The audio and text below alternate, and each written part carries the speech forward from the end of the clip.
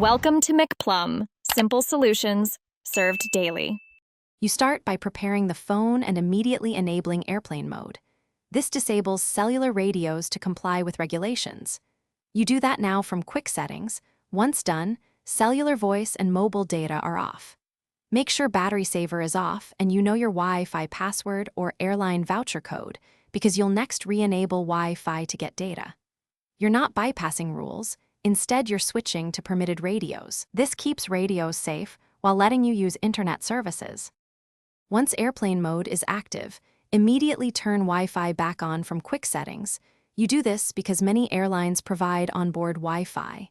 Connect to the airplane network or a pre-paired hotspot by selecting its SSID and entering the password or voucher. Make sure you complete any captive portal login page. Otherwise, the connection will look active but have no internet. If you need video or maps offline, download content before the flight so you're not dependent on intermittent onboard service. Finally, test your connection in a browser and re-authenticate on the airline portal if necessary. You want to confirm internet access before you rely on it. If login fails, temporarily turn off VPNs and proxies because captive portals often block them. If the network is slow or unstable, toggle Wi-Fi off and on or reboot the phone. That reestablishes DHCP and clears stale DNS. If nothing works, ask cabin crew about packet filtering or try reconnecting after a few minutes. Thanks for watching. Stay juicy and subscribe.